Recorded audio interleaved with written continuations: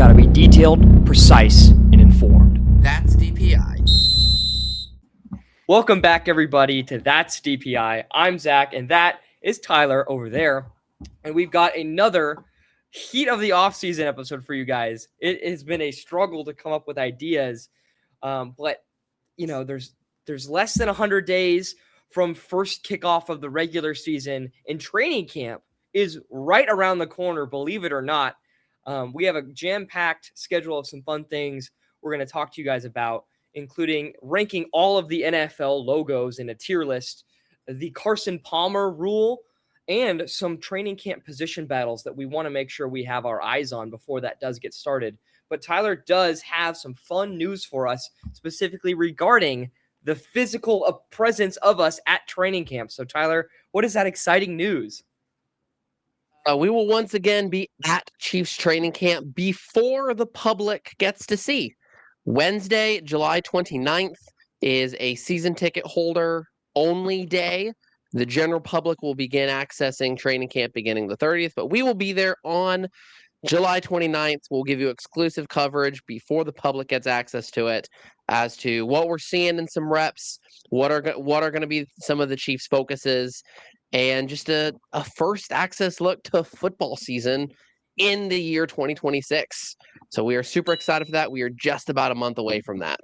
Yep, we'll have our programs in hand, ready to give you guys all of our thoughts on all, 100 or so. What is it, 90-man rosters at training camp? So all 90 guys attending training camp, including specialists and all these undrafted free agents. But speaking of that, we wanted to kind of preview some of the most intriguing battles that we're going to see at both Chiefs training camp physically and at my team's training camp, the Detroit Lions. But I did want to start off, since they're so topical, with the Kansas City Chiefs. And Tyler, I'm going to pass it over to you. What are your three most intriguing training camp positional battles, and who are the players involved in those battles? So it's going to be a little bit of a battle and a little bit of a depth battle, or a little bit of a starting battle and a little bit of a depth battle. So the first one is quarterback.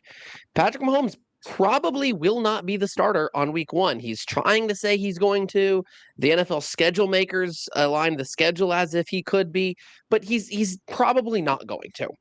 Now, we did sign Justin Fields. However, Justin Fields is Justin Fields at times, but the other Chiefs quarterback that could be in contention for this week one start is rookie out of LSU, Garrett Nussmeier.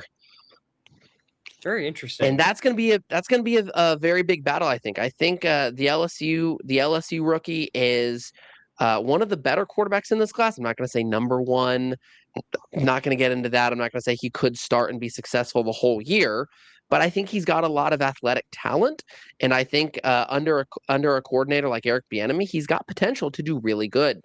We've also seen Justin Fields do really well at not turning the ball over, and I think that's going to be something that the Chiefs really want to focus on. So Justin Fields versus Garrett Nussmeier could be a very good quarterback battle to watch as to who's going to be leading the Chiefs in week 1, 2, maybe going into weeks 3 or 4. I mean, and it's not even just that, right? The Chiefs' backup quarterback job has gotten a lot of press over the years during their dynasty run, with Chad Henne pulling off a ridiculous playoff drive, one of the longest, I think the longest in Chiefs history. And so the Chiefs' secondary quarterback behind Patrick Mahomes is a very important and oftentimes very useful, albeit limited use, useful position. Because Mahomes is no stranger to getting hurt for a few games, especially now that he'll have a knee injury that could flare up again or could get minorly strained or re-injured. So this secondary quarterback job is crucial to the Chiefs' success going forward and the Chiefs' sustained success, at least this season. So, yeah, definitely intriguing for sure, even if Mahomes can start week 1, in my opinion. Mm-hmm. Yeah, I think there's maybe been 2 years where Patrick Mahomes has been fully healthy. And even those fully healthy years, like, he got pulled a little. I think about the Super Bowl game against the Eagles where I think there was a playoff game where he had to get out for just a little bit. He didn't miss any games, but they needed to know who that backup quarterback was. Right. Definitely. And I'm sure that that backup quarterback got a lot of starting reps in practice, preparing the Mm-hmm. defense, right? So, yeah, I think that's an interesting one for sure. Now, give me some insight. Andy Reid is someone who's notorious for not really playing rookies all that much. Fourth round wide receiver Jalen Royals played one offensive snap last year, and the Chiefs were more wide receiver needy than most teams in the NFL. And even still, Andy Reid gave Jalen Royals, who I thought was very impressive at training camp, one offensive snap. What are the odds that Andy Reid even gives Garrett Nussmeier the time of day as a seventh round pick if he does win that job, or if he does even have a chance to win that job as a rookie, is what I'm saying. He certainly has the chance. I mean, I look at Isaiah Pacheco. Isaiah Pacheco was a seventh round running back. I don't think he started right away, but he certainly made the team after being drafted seventh round, and then he very quickly became a heavy part of the offense, and I think was a starter by year two. That's a good point. With Garrett Nussmeier, he's going to have to look really sharp in preseason. And if he does look really sharp in preseason, and even more so if Justin Fields doesn't look sharp, because Justin Fields will be the preseason starter. That's a given. So if Justin Fields doesn't do that well, and Garrett Nussmeier absolutely does well, then all of a sudden, it's very realistic that we could have a rookie starter, especially if it's meant to be just a temporary fix. Interesting. I mean, yeah, they wouldn't have drafted him if they didn't see a reason for his existence on the team, right? They used a draft pick Mhm. on him. They didn't pick him up as a UDFA. So I agree. That is interesting. Um, And with Jalen Royals was never going to be the wide receiver one or wide receiver two this year. Um, but there is a possibility that Garrett Nussmeier could be needed as a starter. So if there's a need for the person as a starter, I think there's a lot more of an impulse to get him those reps. While if you're not going to be a need for a starter, just let him sit, let him learn, and then we'll get him going in year two. And I think that's going to be the route with Jalen Royals. Gotcha. And I think we'll get a lot of insight as to the condition and the probability of Mahomes being the week one starter once training camp gets underway, because no doubt he'll be working off to Mhm. the side or even working his way into drills occasionally, right? So, but yeah, I Mhm. think Absolutely. move on to your next intriguing camp battle, because I agree. I like that first one for sure. My next battles is going to be cornerback. So we're going to go from Mm, quarterback to cornerback. And this is going to be where it becomes more of a depth battle. I think that our starter is definitely going to be Monsoon Delane. We just signed L'Jarius Sneed back. Christian Fulton, as long as he is healthy, is going to be a consistent guy. But after that is where we start to get the battles. Noel Williams is going to be a big key player to watch in that possible depth position, because Noel Williams is a guy that I think we were excited about last year, but just didn't end up doing that well. He didn't get the reps that we thought he was going to get. But I do think he showed potential. And so if he can get better and show that he's made progress in training camp, he's going to be very much be in the battle for that consistent rotational cornerback. But cornerback and the depth at cornerback is going to be something that I'm going to be excited to watch this summer. I agree. I do think that Mansour Delane will be starting cornerback one or two. It's pretty much Hmm. a foregone conclusion, right? But Hmm. I don't give as much of a chance for L'Jarius Sneed to start as you do.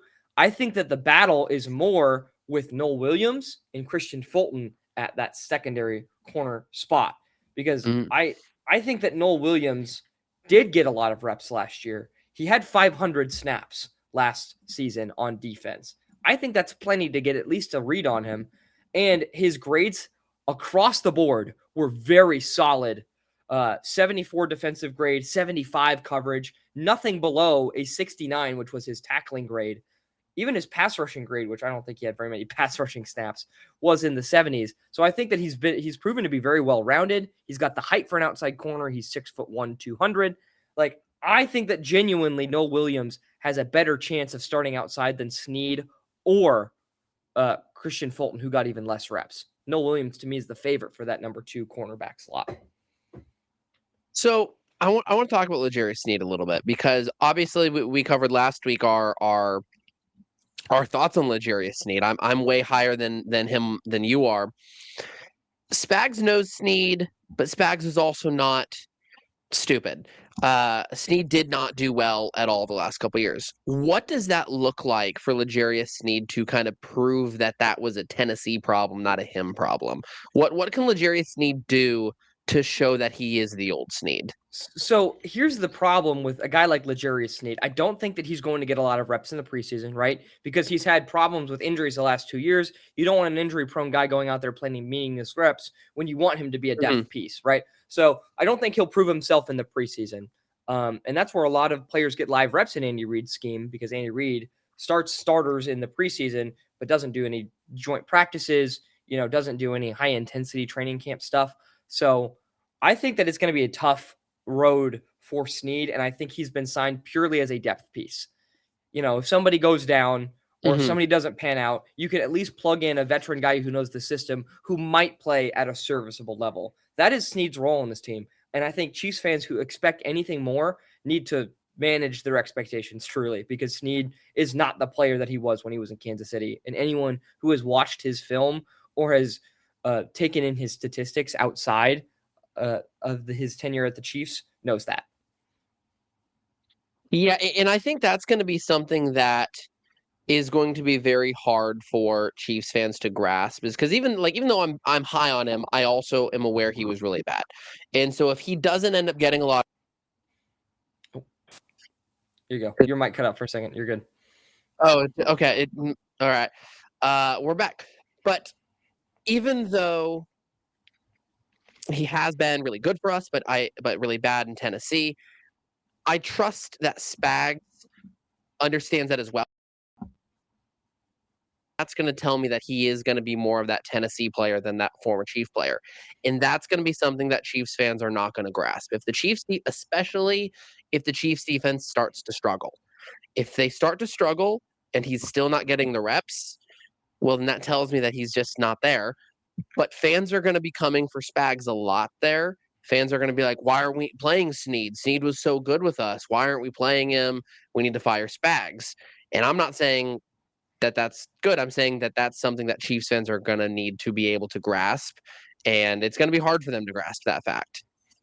Yeah, I think it'll be interesting to see where he slots in. But I'm making a personal guarantee that it won't be a week 1 starter or a projected starter in any depth chart, minus any injuries, right? Sure. And I'm just saying that it's going to be hard for Chiefs fans to grasp that he's not the same Sneed, if in fact that is the case. Sure. I mean, I think that Chiefs fans should treat it as when Darrelle Revis was signed by the Chiefs all those years ago. That's exactly how you should treat it. Your expectation should be a veteran corner who could make an impact, but is nowhere near his former self. But I do think that the 100%. Other people that you mentioned agree with you in that position battle are very interesting, specifically Noel Williams.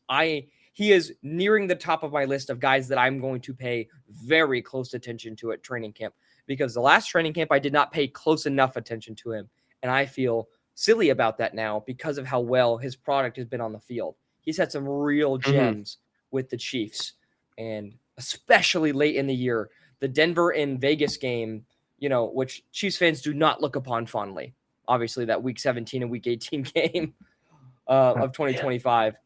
But those were some of the highest graded games that a cornerback had in a Chiefs uniform last year.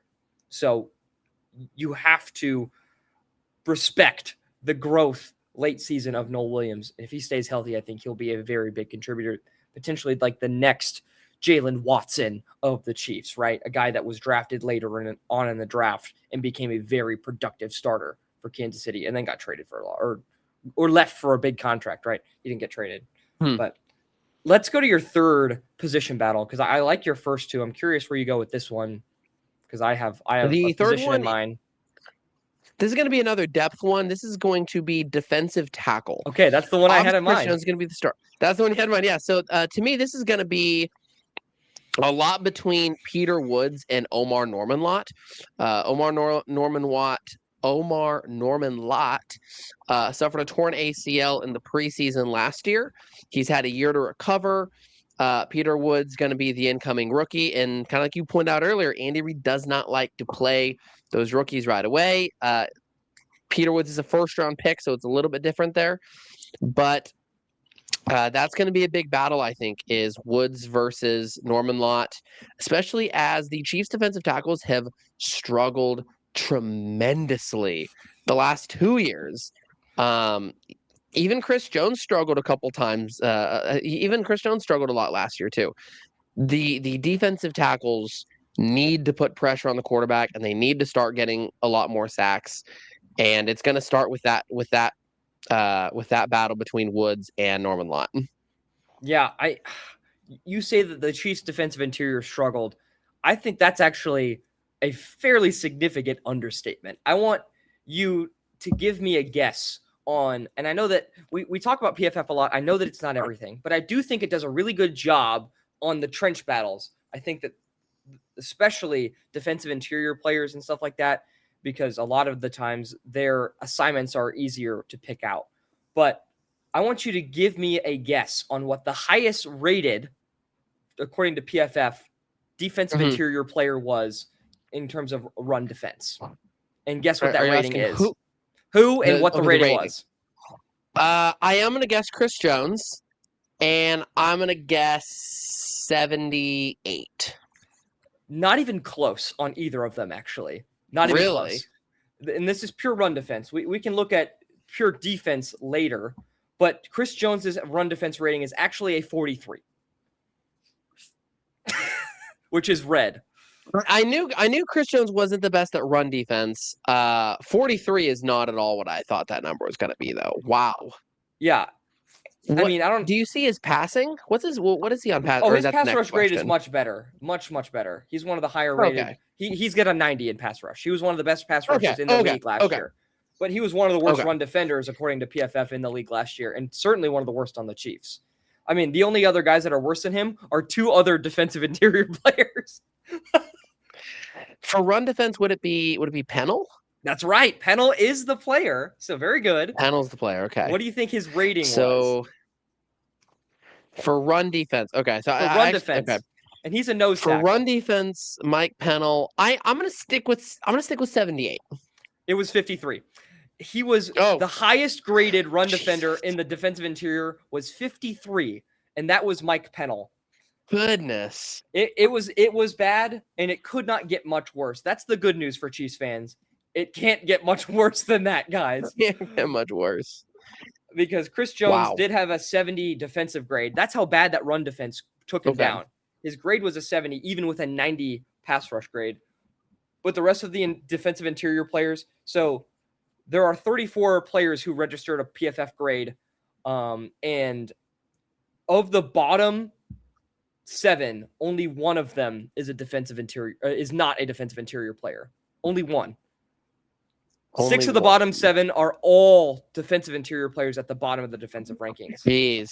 So yeah. So safe to say this is why that's going to be something that we're going to be watching, and that the coaches are going to be watching as well, because the coaches know this fact as well.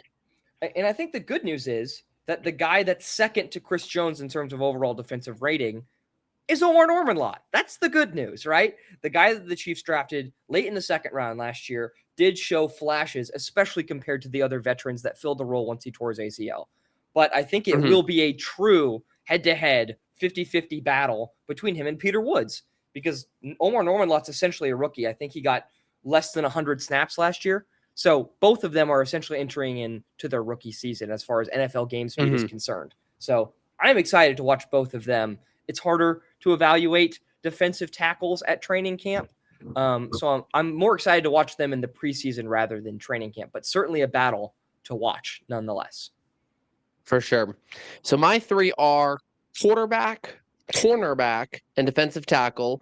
We'll start with yours now. What is your highest priority that you're going to be watching for a position battle? Yeah, I think I'm going to list these in their priority too. So I did an additional layer. And my first one is offensive guard for the Lions, because when you look at every offensive position, pretty much everything's set. Wide receiver 1, 2, 3 are all set. Tight end 1, 2 are pretty much set. Quarterback, of course, running back, of course, Mhm. all set up. And then Penei Sewell moves to left tackle. There's no battle there. Cade Mays is the biggest free agent signing. That battle's set there. And even right guard with Tate Ratledge, he was one of the best rookie guards in the NFL last year. And then, of course, Blake Miller, the first round pick, is going to slot in at right tackle. So the last position on offense to keep it from being complete is offensive guard. And there's a lot of intriguing players there. I think the incumbent starter was Christian Mahogany, but he suffered a leg injury last year that he rushed back from. And his play after rushing back from that injury was very poor, very bad. So I want to see him healthy and see if he can take that job back because he was great when he was healthy. And the Lions also have an intriguing second-year player in Miles Frazier, another guard. And they've even talked about moving their 6'9" offensive tackle prospect from a few years ago to guard to compete for this position.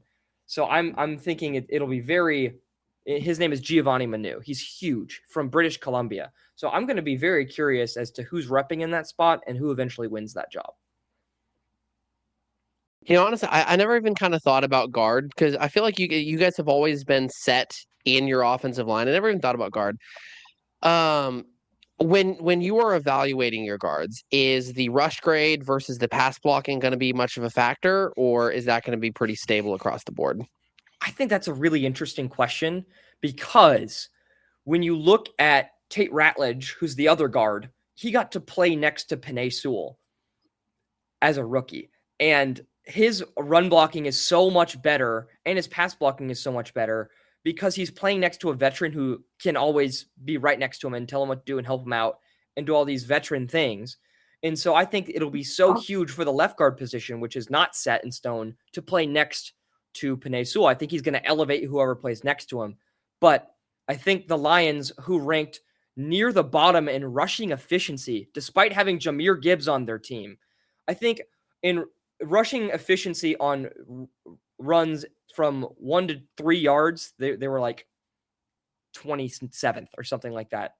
And so I think that the run blocking will be more important than the pass blocking because I think the other 4 spots are so good at pass blocking. You really need all 5 linemen to cooperate on a good run play, right? Especially on the Lions. So then I'm going to assume that your next 2 spots are going to be defensive positions. That's right. Yes. So what is the most important defensive position that you're going to be looking for battling it out? I toiled with this one for a while because I think both of these are equally important. But some comments from Kelvin Shepherd this offseason make me lean edge rusher over the other position we're going to talk about. Edge rusher opposite of Aiden Hutchinson, because obviously perennial, defensive player of the year candidate Aiden Hutchinson will be on his side. But the Lions drafted in the second round a very intriguing pass rushing specialist with a lot of length in Derek Moore. But they also signed DJ Wonham, who's a veteran and could start because of his run stopping ability. So I'm curious. And even the Lions signed a kind of a reclamation project in former first-round pick of the Saints, Peyton Turner, who is also one of those lengthy, prototypical edge rushers, but has struggled mightily with injuries. Very similar to a Marcus Davenport type player. So he's been repping in the first spot as well. I think the Lions are really just saying it's a matter of time until he gets subbed out for someone who's healthier. But I think it's a 3-way battle between those 3 guys, Derek Moore, Peyton Turner, and DJ Wonham. I will be very curious to see, especially because Dan Campbell has said that starters will be getting more reps in the preseason. I expect to see all 3 of these guys play at edge rusher in the preseason, especially with Aiden Hutchinson out. I imagine they put one on each side and put them together and say, compete. Go out and show that you're the better guy. Does Hutchinson play one side or does he alternate? I think he typically plays on the right side, and that's like lining up against the right tackle. He does not line up against the left tackle. I think he typically plays on that side, but he is known to kick inside. He's known to drop into coverage. He plays wherever Kelvin Shepherd wants him to play, but he mostly plays on the right. So this would be our left. Typically plays on the right. So then for these 3 guys that are battling it out, do you know any history on what they do, or is there one guy that plays better on the left side, better on the right, or are they all pretty versatile? I know that Derek Moore played on the left in college. That's the rookie.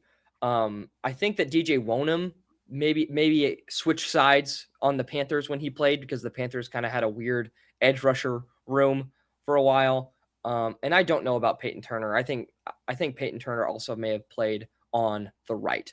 So, but I think they're all pretty versatile. The Lions don't sign guys that are specialized to one side. I think that they are all versatile enough to play both sides of the edge rushing Okay. position. And then, can I guess your third position? You can. You're gonna have to get pretty specific. Oh, okay. All right, so that tells me something then. My guess, if it's gonna be specific, I was thinking safeties. So if I have to be pretty specific, I'm going to be guessing your free safety. Incorrect. It is the weak side linebacker, Will. It is a I was position thinking battle linebackers. Okay, that would for the Will. Yeah, that's why I was going to say, like, you can't just say linebacker, because Jack Campbell is a first team All Pro. Yeah. And Derek Barnes is the Sam, the strong side linebacker. Okay.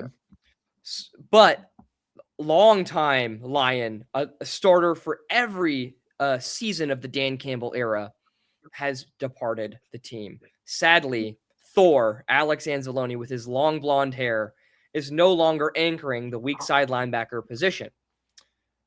Now, I think that there are intriguing replacements for this guy. One of which is Derek Barnes, somebody I just mentioned starting at Sam. How could he start at both? I think he could make the move, because Will is objectively a more important position in the linebacker in the Lions scheme than the Sam, because the Will is expected to cover the tight ends. And Alex Anzalone was one of the best coverage linebackers in the NFL. He did a great job of that. And so replacing him will be difficult. And the reason why linebackers is third is because, to address the departure of Anzalone, Kelvin Shepard has said, we're going to play a lot more nickel this year, because we just don't have the personnel to play in base. They played more base than any team in the NFL, and it wasn't even close last season. And it was because they essentially had a safety linebacker hybrid in terms of his coverage ability in Alex Anzalone. Now that he's gone, they don't really have anybody that's that good. What's your guys' base? Base is a 4-3. So 4 down defensive linemen, and then a Sam, a Mike, and a Will. Okay. I don't know if you guys are 4-3 or 3-4. But yes, no, we don't have like a rushing outside linebacker or anything like that. So I think it could be Derek Barnes, and then it could be third round rookie. The Lions drafted their needs in order: offensive line, edge rusher, and then linebacker. They picked up Jimmy Rolder from Michigan, who has already made 2 interceptions in OTAs, leaping in the air, looking like a tight end. I thought he was the target on some of these videos. And I think he might be the favorite to win the Will job because of his crazy athleticism. He was a 1-year starter at Michigan. He does not have a lot of tape, does not have a lot of experience, but the tape that he does have, and the tape he already has with the Lions, makes him look very intriguing. And then, of course, there is Malcolm Rodriguez, who was featured in the Hard Knocks episodes that featured the Lions all the way back in 2022. And he was a standout special teamer and linebacker during that year, and has remained on the team, battled some injuries. I think he is a dark horse candidate for that Will spot if Derek Barnes stays at Sam. So it could be a 2-way battle between Rodriguez and the rookie Jimmy Rolder. And then maybe, if neither of those guys are cutting it out, then Derek Barnes moves over to Will, and they play a lot more nickel. But very intriguing battle nonetheless, because it could determine how the Lions play defense this year. That'll be something to watch, not only on Twitter, because we will unfortunately not be able to go to Lions training camp, but that'll definitely be something to watch in those preseason games too. Not just who's doing what, but what is the defensive player calling? What Definitely. Defensive schemes are you guys running? That is a huge question for sure. But moving on, I think, to our tier list of the day, we were dealing with a lot of stuff that we just can't talk about any news, because Bijan Robinson and Jahmyr Gibbs won't sign their contracts. So we can't break those down. So we have to do another tier list. But we like tier lists, and this one is about the NFL logos. So we're going to be ranking them today. No bias at all. Do we each want to do one, or kind of just debate it a little bit? So a couple. Yeah, we can do one or two each. But one thing to note though is that Tennessee Titans have changed their logo, and we do have it. We do have the new logo on this list. It looks like you're pulling up the old versus the new logo. No, I am just pulling up a second Oh, tier list so that we can each do one. gotcha. It'll be fun. Gotcha. But yes, so Perfect. there is the new Tennessee Titans logo. It is right here. They axed the old flame, kind of looking like a tire, almost like the Red Wings logo in hockey, if you know what I'm talking about. And now it's just a circle, joining the Steelers as one of the only circle logos in the NFL. But we will get to that one in a moment for sure. But Tyler, let's start with the Steelers logo here on this right side. This will be yours and this will be mine. I'm on the right side? Yep. I'm going to put that in an S tier. I'm going to go 1 for 1 on S. The Steelers logo is an iconic logo. The three colors right there, and just the way it's placed as well, is the chemical formula for steel. Pittsburgh being the steel city, that's the chemical for steel and what it is to make steel. It's got a lot of homage to the history of the city. I think it's an incredible logo. That's an S tier for me. I'm not going to put more than 3 logos in the S tier category, but the first one I look at will be in there. Yeah, I'm also going to be pretty selective with S, which is why the Steelers will be going in A. I think that it is iconic, it is historic, but at the end of the day, it's a circle logo. And circle logos, I think, don't fit in the NFL as well as they do in something like the NBA. The MLB. The MLB has a lot of great iconic circle logos. And to me, the Steelers is just, it's not as creative as some other NFL logos. Still a great historic logo, not the best of the best that the NFL has to offer. Okay. I think you are up next still if we do the snake pattern the way we did with our quarterback tiers. We'll stick with the North. We'll go Browns next. I don't like the Browns logo. It's just a football helmet. The Browns also just like named after Paul Brown. I get it. They also have one of the most boring like team mascots or whatever you want to call it in the NFL. I just don't like it. I think the aesthetics of the Browns are bad. I will add on to that and saying that like if they did the dog pound logo where they have like the dog, much that's better. A cool logo. The helmet is not. It's an F for me as well. Yeah, Browns need a rebrand, not the Titans. Yeah. Are we sticking with the North or are we going? What's the next team that I got? Cincinnati. The Bengals I'm going to put in the D range. That's a D for me because kind of similar to why I criticized the Browns. They have a Bengal tiger as an alternate logo. That looks super cool. It's retro. The B with tiger stripes I don't like. It looks like how logos now are starting to simplify everything too much. It looks like that. Yeah, I think that there's a lot of potential with the Bengals logo. That's why I'm putting it in C. I don't hate it necessarily, but and I do think that it's, you know, at least halfway decently creative, unlike Cleveland's, but there's so much more potential with a tiger. So definitely. And then moving on to the Ravens. Yes, Baltimore. I'm going to put. Oh yeah, I thought it was me. Because Snake. Go ahead. I'm going to put the Ravens in B. I like the Baltimore Ravens logo. I think it's pretty realistic. It's cool, but it's nothing special. And it's just a good logo. It's a good, above average NFL logo, I would say. I like that. And I think we're kind of shifting the Ravens and the Steelers a little bit down from each other. So I'm going to put it as an A. Okay. I love the reason that the Ravens are called the Ravens. Do you know why they're called the Ravens? I don't. It's named after the poem The Raven from Edgar Allan Poe, who's a Baltimore native. Oh, I did. Oh, and I didn't know that. So their logo is, or their team mascot is a homage to history of their town, which is what I love about the Steelers logo. It's what I love about the Ravens being the Ravens. And I think, like you said, it's a really good logo. It's complex, but it's not too complex. It's simple, but it's not too simple. It's an A for me. Yeah. What division are we going to next? Let's move on to the North because I have them all up here. Okay, so we'll stick with the North. Does that mean the Lions are next? Yes, we can go with the Lions next. Um, you're not gonna like this. I'm gonna put it as a B. Okay. I'm gonna put it as a B.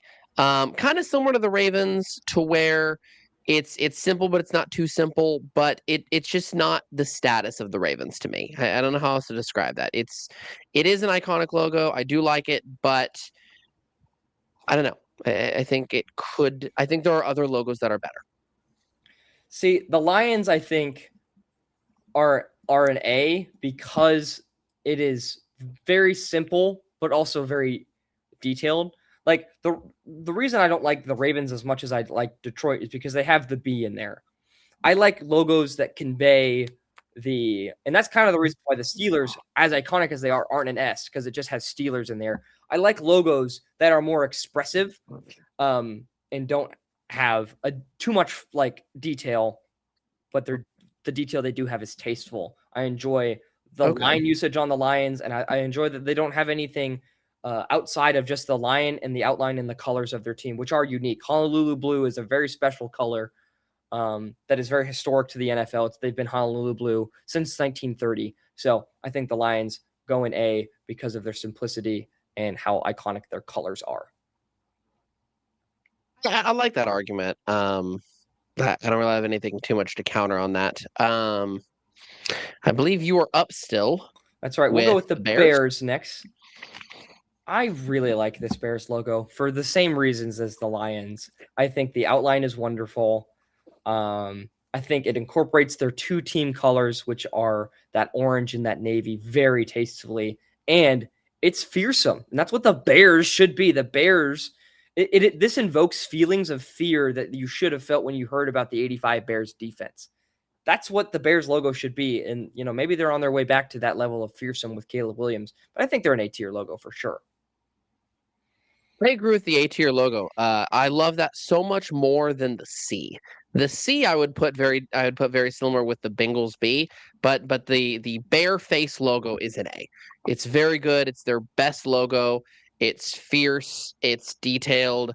It goes with their color scheme well. It's a great logo, especially when you compare it to the C.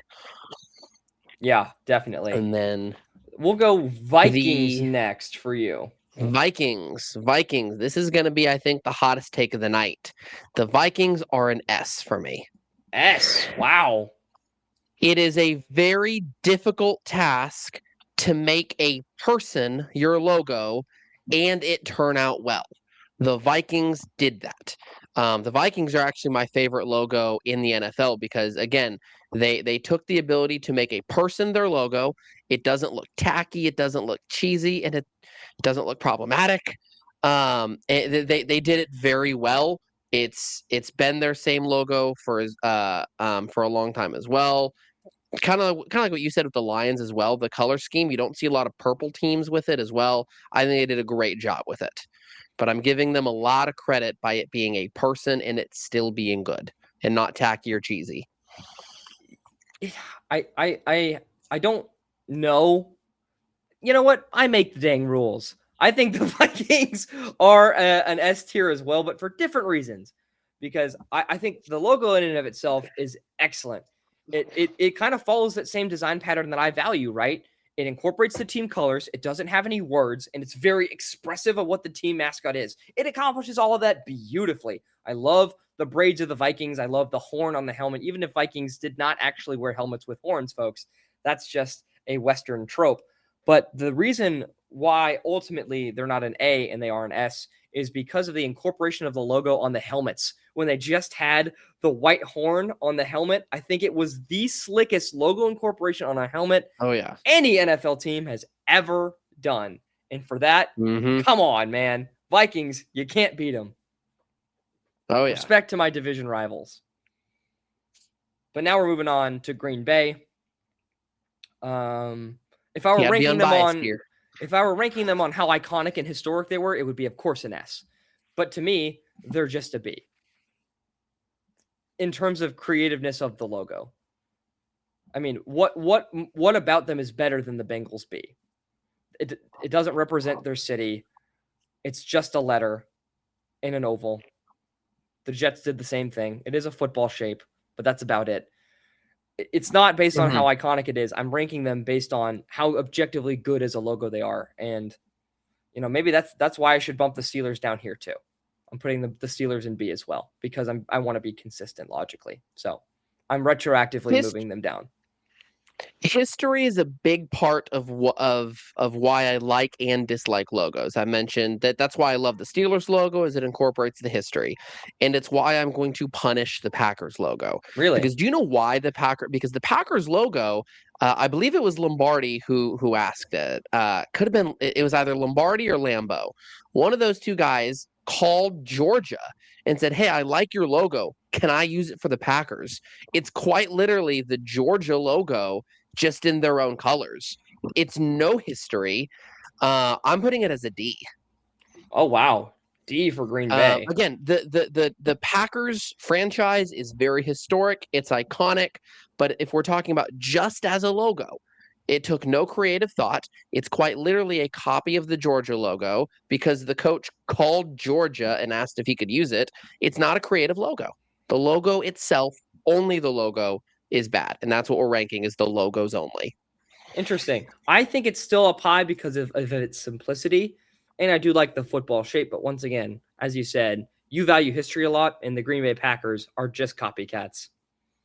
If the Packers were the ones that created it and then Georgia copied them, I'd probably put it as an A or a B. But because it's the other way around, I'm punishing them.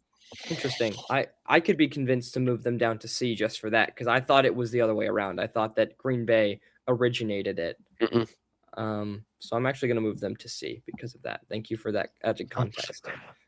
But So that is the moving on, end of the North. we'll move on to the East. They're all in line. Look at this. Mm-hmm.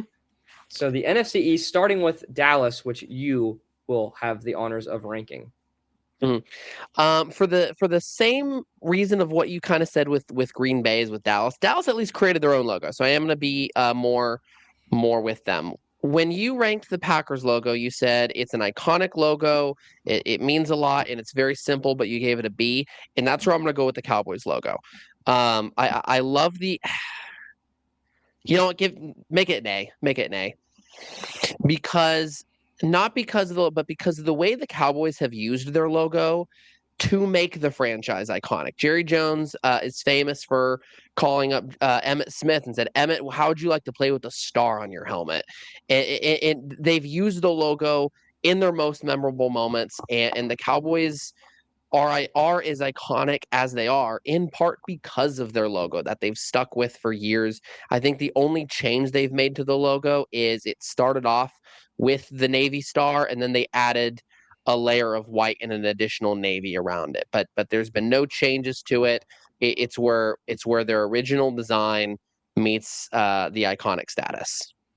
Yeah, I'm going to also put them in A, but for a little bit of different reason.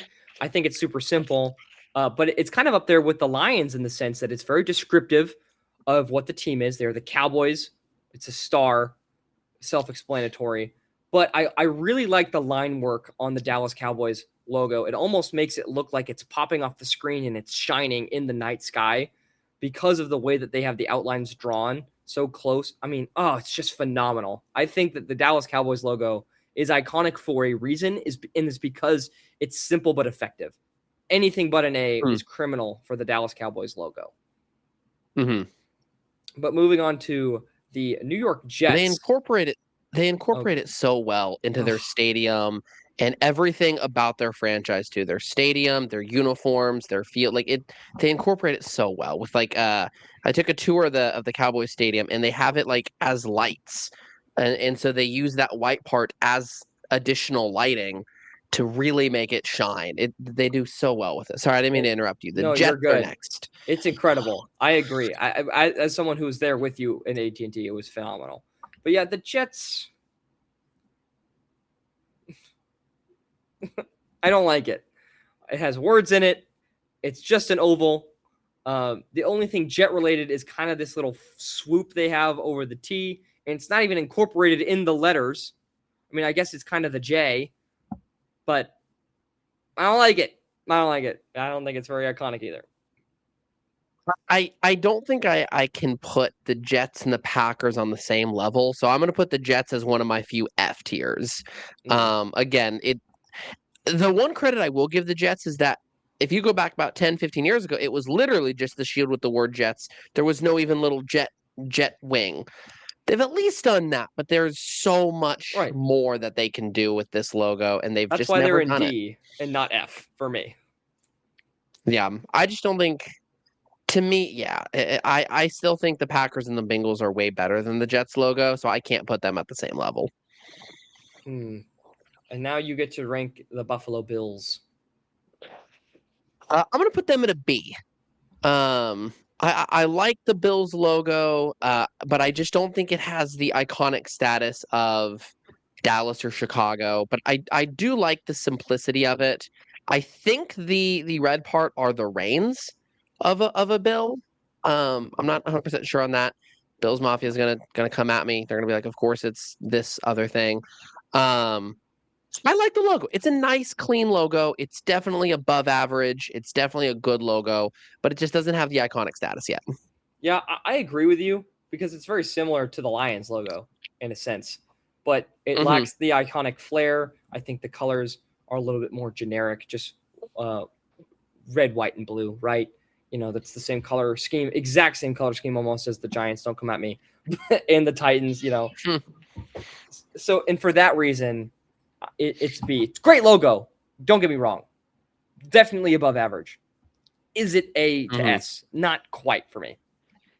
Yeah. But now I think we can move on. I don't know why we went to Buffalo and not the rest of the NFC East. Oh well. But the NFC Yeah. East, we're moving on to Philly. Same with the Jets. Yeah, rip Jets.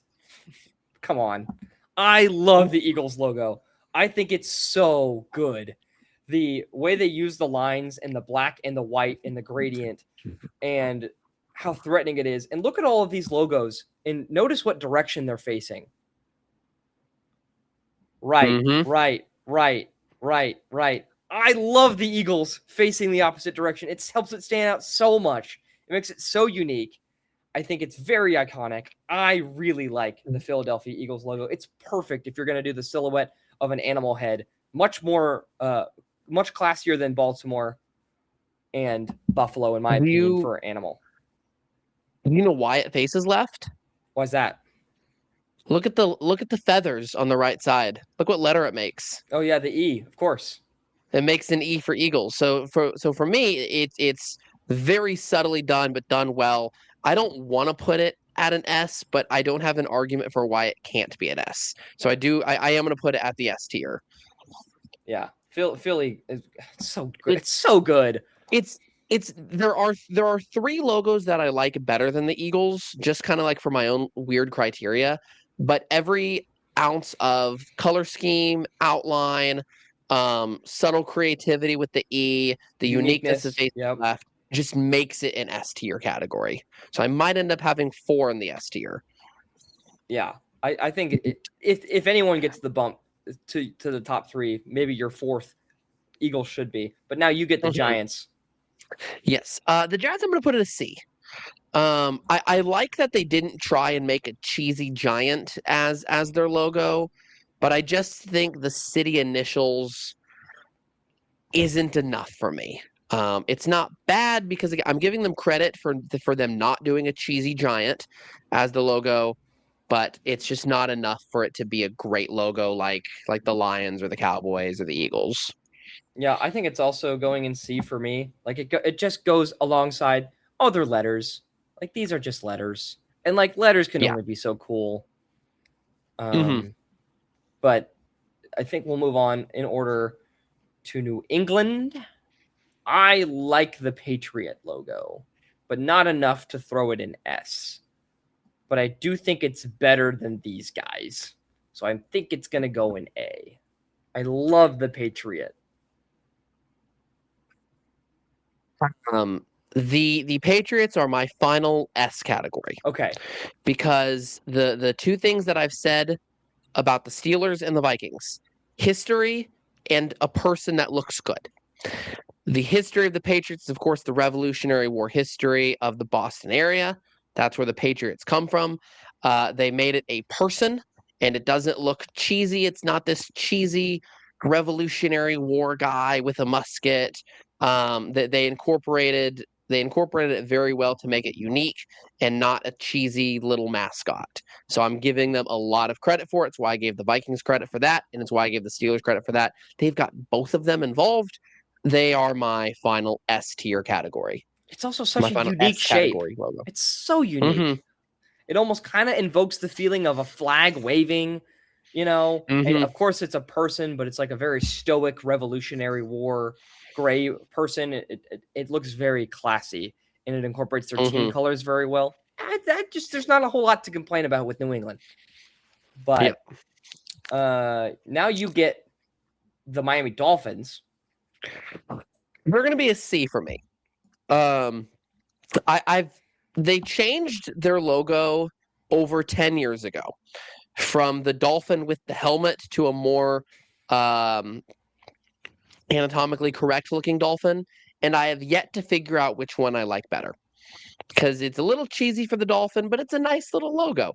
This is a lot better of a dolphin, but but it's not intimidating because it's a dolphin. It's a perfect C for me. I think it's right in the middle. Yeah, I like how they incorporate the sun. Like they're really close to a B for me, but they're also not very iconic. There's no reason for me to throw it up higher. It's just a normal NFL logo, kind of like you said. Mm-hmm. But now the Commanders, I mean, they don't even get the pleasure of going with the rest of the letters. They're going to go in D. I just think that it's boring. It's just the letter W. The Washington Commanders are the Commanders for the Commander-in-Chief of the United States, and they can't think of anything cooler than the W. I don't like it. I'm docking it for lack of creativity. I hate letters. You had the opportunity to come up with a brand new logo for a brand new team name, and you just chose the letter. Oh, bothers the crap out of me. D. And you're lucky that you're not F. Honestly, that's exactly what I've got as well. For the exact same reasons, it's a D. The Jets and Browns could have done something so much better, but they chose to do just the shield and a helmet. The Commanders at least have a letter. That's kind of why they're not an F. But it's horrible. It's not a good logo. To me, it's not only is it a D, but it's my bottom three. I'm not sure if I'm going to put anything else in F. Actually, no, it's my bottom five. There is one more logo that I'm going to put in F. Got it. But Commanders are a D for sure. They're a bottom five logo. Got it. And then you get the Colts. Yes, the Colts are not a bottom five logo. I really like the Colts. I'm going to put them as a B. I think their old bucking Colt is really good. I like that they don't have that anymore. I think kind of the age of doing that style of logo is out, kind of similar to the way the Dolphins went out. But I really like the horseshoe. It just isn't as iconic yet. I think the shoe is good. It's so close to A. I mean, for the same reasons of Dallas. I don't know. I'm very torn on it. I think it should probably be A, but my A is getting very top heavy. You know what? I'll put it in A. I don't care if my A is top heavy. I think the NFL has great logos. It's why they're the best sports league in the United States right now. They have great logos. They have great brands. So go for it. A tier for the Colts. The Texans, very cool. I mean, I just don't think that it lacks the iconic flair of some of these other uniforms, some of these other logos, excuse me. But it's very close. I would say it's above these guys. It's teetering on A. I like the shape. The Texans, I'm gonna be a little bit more harsh on. To me, they're a C. They remind me of the Giants. That I'm glad they didn't go with a cheesy cowboy doing whatever as their logo, but I think they could have done better. I think they missed the mark a little bit on what they could have done. I like that they incorporate the Texas flag. I think that's a bowl, but they don't really explain that very well. They don't really show that very well, I don't think. So it doesn't do it for me. Interesting. I think it's fairly obvious it's a bowl with horns. But I Yeah, digress. but with it being the Houston Texans, like I don't know. I don't think it doesn't do it for me. That's fair. With these other logos, I think you could give a pretty good guess of what they are. They're very expressive, kind of like what I was talking about earlier. We know this is the Lions, the Bears. We can infer this is the Cowboys, the Patriots, the Colts. Does this scream Texans? It screams Bulls, Yeah. But I digress. You get the Jaguars now. I get the Jaguars. I'm gonna go also with a C. I liked their old logo better. Again, this reminds me of the Dolphins a little bit. I think their old logo is maybe a little better, but their new logo looks more like a Jaguar. But I also like, very similar to the Bengals, I like their running Jaguar better. Although legally is why they had to change that logo. But I like that old better. This similar to the Giants, the Texans, and the Dolphins. It doesn't do it for me. Yeah, I think if they had the running Jaguar, they'd be up there with A, quite honestly. But to me, Mm-hmm. they go in the same boat as Miami. Normal logo. Yeah. Do you know why they can't do the running Jaguar anymore? The car company, right? Yeah, they got sued and lost. They got sued for it. They said it was too similar, which And makes sense. I can see it. But we'll Yeah. move on to a brand new logo, a fun one, the Tennessee Titans. So I rank. Is it me or is it you? I'm sorry. I think it might be me, actually. Okay, go ahead. I'm actually going to put them in B. I think the Titans were in desperate need of a rebrand. This logo is very similar to the Steelers, and I think it's very bright. I don't know. I really like it. It incorporates a very unique color, which is that baby blue. I don't know. I just really like it. Maybe because it's fresh. I'm very happy that you like it. The Tennessee Titans, I rank everything. I've got a note on my phone. Zach, you know this. I've got a note on my phone that says random rankings. One of my rankings is logos. So I'm looking off in my phone. The Tennessee Titans were number 9 on my list. I loved their logo, the homage to Tennessee with the 3 stars being incorporated in the Tennessee flag, Nashville being the Athens of the South, so that's why they're called the Titans. And they've got the flame of the Titans. I loved the logo, and then they took away the flame, and they made it an unintimidating baby blue. I hate it. It's an F. It's such a downgrade to me. I moved it from 9 to 29. Wow. It dropped 20 spots in the rebrand. I hate the rebrand. We disagree quite heftily on this. I think the Titans have had an aesthetic problem for a while. And so I think that the first step was this logo, and I think it's a step in the right direction. I like the Titans logo. I think the baby blue's not as intimidating as a navy blue, and I think the shield fit the Titan theme better. Now I don't know what this is. Well, it's still a shield. Flame. It's still a shield. But is it okay? Is it take a look at the other circular logos. The other circular logos, I really look at Pittsburgh, honestly. We know Pittsburgh is just the symbol of steel, while the Titans with the shield, I don't know if it's just a shield or if it's just a circular logo now. Fair criticism. While with the flame I knew it was like a flying shield from the Titans. I'm dropping them a spot. I personally like it, but I understand the aesthetic issues with it. And it's not as good compared to other logos. So, but you're up next. I also think they should have waited one more year to do any kind of rebrand, because next year they're getting a new stadium. So they got new uniforms, they got a new logo this year, and then next year they should have done it all in 1 year. I really do think that. But next up is the Cardinals. The Cardinals are also a C. It does the job, but it doesn't do anything more with the Cardinals. Yeah. They're named the Cardinals. They created a cardinal as their logo. It's not a bad logo. It's not a great logo. I think it's just boring. Yeah. I think it's just boring. You're getting punished for being boring. There are other bird logos in here that are cooler. There are other bird logos that are much cooler. Yep. Every bird logo, actually. is cooler than the Cardinals. So sadly, for being the worst bird logo, you go down from a C to a D. But now I have the Tampa Bay Buccaneers. I love this logo. I think it's an A. I love the flag. I think it's great.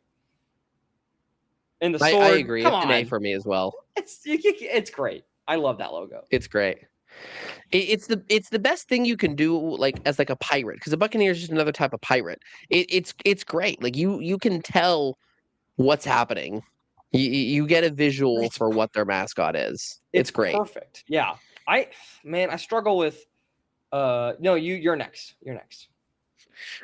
Seattle, right? Yeah. Second, the next one. Seattle, I'm gonna give an A also. Nice. I think it's really good. It looks intimidating. It does the job. I love the outline. I love the color scheme. Again, I like navy. I like navy a lot. And it's a great logo for me. It's not an S, but I love the logo. I think it's pretty dang good. I mean, I think it goes right up there with Baltimore. I think it's a great logo. I do like the little speck of green in the eye. I think it's very creative. There's outside of just being a bird, there's not much else beside it. Like there's little creative details like the sword in here, and then these two are kind of in a class of their own for being iconic. And then I just really like these two outline logos. But Seattle could very easily be an A. It's personal preference. That's true. Honestly, you've kind of convinced me of that too. Yeah, it's in a different class as the Cowboys. We're really excited to talk about the Bucks, and we weren't excited to talk about the Seahawks. Move them down to a B for me. You've kind of convinced me of that. I think they're a good B. I do like their logo though. I like it. I think it's definitely above average. All of these logos, honestly, even the C logos, I think are good. These are great. I think these are excellent. I think these are untouchable. So I definitely a good logo. I think it would be probably closer to here, like if they were closer to A. But it's if we're still gonna put them in order. Yeah. But now I get to rank the Falcons, which I toil because I like the fact that it's an F, right? And I like the fact that this is a claw, and I like the color scheme. It's just not as easy to discern what they are.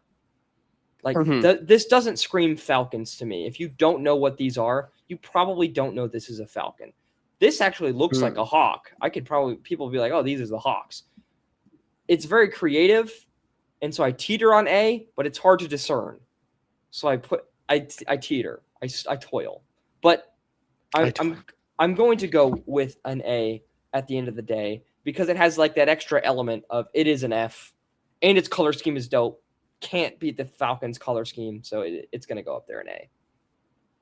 It's an A for me also because their logo history has always been we want it to be a bird in the shape of an F, and somehow they figured out how to do that. And then each time that they do a new logo, it actually gets better. It looks more like a falcon and more like an F, and so that they finally nailed their perfect bird and F shape logo. I think it's great. Yeah, I like kind of the line usage here on what looks like a falcon wing and then the claw. You know, it's a very well designed, very creative logo. No logo in the NFL looks like the Atlanta Falcons logo. And for that, it deserves lots of credit. But yeah, you're up next with the Saints. Saints is going to be my last A logo of the night. So it's all downhill from here. I love the history of the French Quarters. Because that's really what it all comes down to is the history of the French Quarters and it being owned by France and the United States buying New Orleans from France. A lot of French history behind it. So why not make that your logo? I love it. You also don't see a lot of gold and black color scheme, but like not like yellow and black like the Steelers have, but like a gold and black. You don't see that a lot, and the Saints do it very well. I love the Saints logo. It's an A. See, I think the Saints do it well in their color scheme, in their aesthetics, on their merch, in their stadium, but their logo, it suffers from being boring. It suffers from being very boring. So while I appreciate the history, I think that you value history and the logos a lot more than me. Yes. It's safe to say. So that's why they're down here at D. They're just they're one, like if you were to ask an NFL fan what their favorite logo was, and then you would ask them to list 10 more, almost guaranteed that they would not say the Saints logo. Oh, I love the Saints logo. Nope. It just gets forgotten because it's boring. It's fair. I understand where you're coming from there. But moving on to the I believe Panthers. you have, yes, the Panthers are next. I like the Panthers. It's very threatening. It's super cool. I love that black is the primary color of it, because look at all these other NFL logos besides the Raiders. I love that the Panthers have black and then their team colors are the accents. I think it's a great little inversion of, with the primary color typically being the color. I mean, really the only other team that does it is Atlanta, but they have a lot of prominent white as well, whereas the Panthers don't. It's just black and blue. I really like the way the Panthers did the Panther. I agree. Originally, I was going to put it as a C, kind of like the Jaguars and the Cardinals. But yeah, it does more. It does more than the Jaguars and the Cardinals do. Yeah, put it as a B for me. Interesting. Yeah. Color scheme's great. It looks like a panther is a black cat, and incorporating the black in there with the alternative part of the color scheme being their team color. I like it. It's very good. I think it does more for the team than any of the logos in the C tier do. I like Definitely. it as a B. Yeah, for sure. San Fran. 49ers are next for me. I'm going to put them as a D. I think just like a circle with their city's initials is very boring. I think there's so much more that they could have done, especially because the 49ers the 49ers is history. It is why they're called the 49ers, the 1849 Gold Rush, and they don't incorporate anything in that, and they barely have gold. So I think they really dropped the ball on this logo. Yeah, they also belong in the D tier. They're in the same tier with the Jets, because I think that while the font is nice, it's just not very well designed, in my opinion. Mm-hmm. But LA, this is a newer logo because they moved from St. Louis. And I actually liked the St. Louis Rams logo a lot. I thought it was pretty good. This one's just a C. I like the incorporation of the horns with the logo. It at least makes it a creative words, but it's no more creative than any of these other letter logos. And you can only go so high as a letter, right? Yeah, I think in general the Rams logo for me would be a C, but because I know how much of a downgrade it is from the Ram, to me I'm going to put it as a D. Okay. I think I like that they tweaked the color when they moved from St. Louis to LA to distinguish itself, but I think the first year they did do that, and I thought there was no problem with that. With just like the lighter colored Ram, they moved from a navy to a dark blue.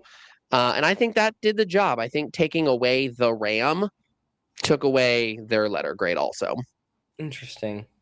And so now you get to rank the Chargers. Yeah, it took away a lot of the charm that they had. The Chargers are a D for me. Really? Because like the logo looks cool, but the Chargers have never known what they are. Because this is a bolt. And so I don't know if they're the Chargers because of a bolt of electricity. I've heard them say they're I've heard three different stories as to what the Chargers are. I've heard it be like it's a bolt of electricity and it's a charge of electricity. I've also heard them saying no, it's a charging horse.